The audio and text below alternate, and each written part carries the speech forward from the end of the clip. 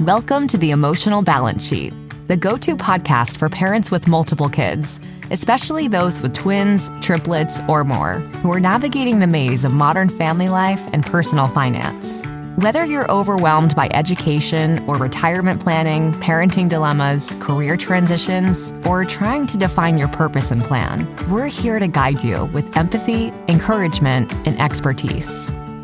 Hosted by Paul Fenner, founder of Tama Capital, a certified financial planner and parent to 4 kids, including a set of triplets. Our podcast is your ally in the quest for financial peace of mind, proving that money matters, but family comes first.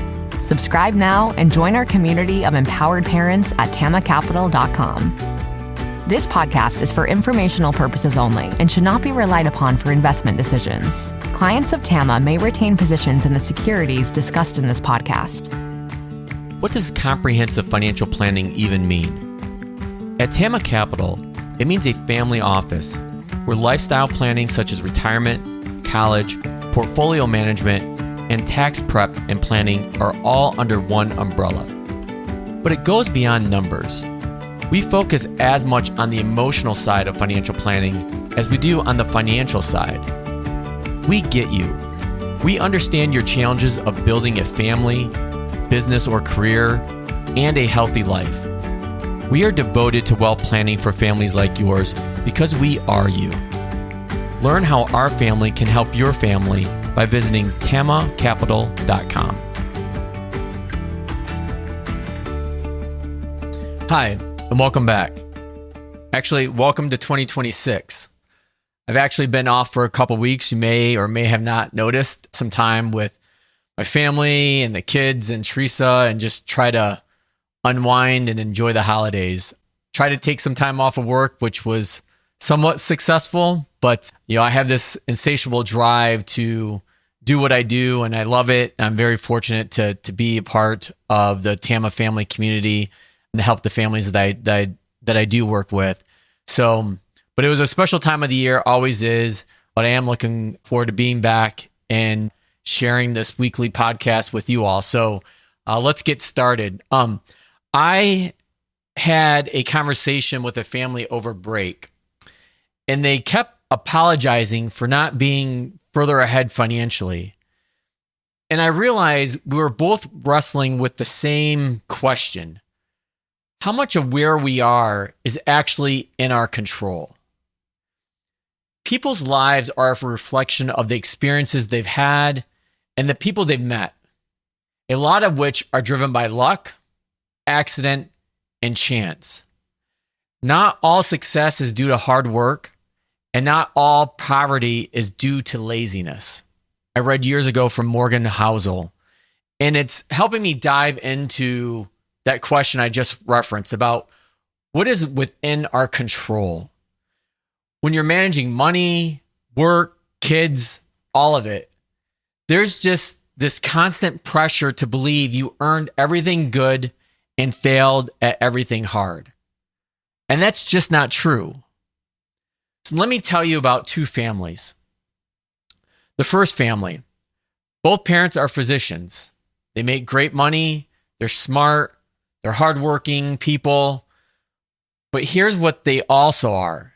They're the children of physicians. Their parents are doctors.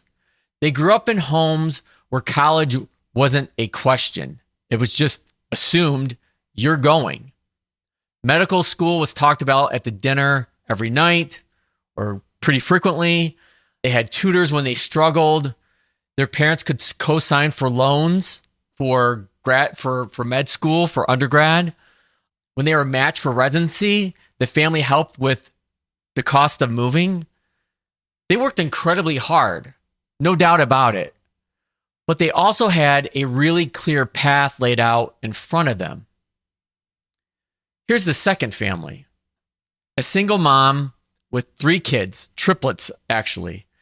She has a full-time corporate career and a side business as well. One of the kids just got into college, first generation.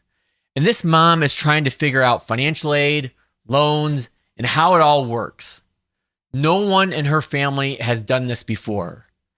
She's working just as hard as those physicians, may be harder, but the path isn't clear. The help isn't there. The safety net doesn't exist. But both families are asking similar questions about money and the future. But the starting lines were completely different. And here's the thing. Teresa and I talk about this with our kids often. Our triplets turned 15 last month. They're growing up in a house where financial planning is literally what I do for a living. They hear these conversations. They see the planning. That's luck. That's an accident of birth. They didn't earn that head start. I had a corporate career for about 20 years before I started TAMA. Good salary, benefits, stability. But I also had parents who helped me through college. I had professors who saw something in me. I had a boss early in my career, God love him, who took a chance on me when I probably wasn't ready. Was I working hard? Yeah, of course I was. I was working my butt off. But I also had people opening doors for me. This matters a lot when we're making financial decisions because we tend to judge ourselves and others through the lens of you get what you deserve. If someone's struggling financially, we assume they're not trying hard enough. If somebody's doing well, we assume they've just earned every bit of it. But as we know now, that's not exactly how life works. I see this across TAMA, this generational practice that I've built all the time. I work with clients, their aging parents, and their adult kids. And you can see how advantages and disadvantages compound across the generations. A grandparent who could help with a down payment or couldn't. A parent who understood investing or didn't. These things rippled forward.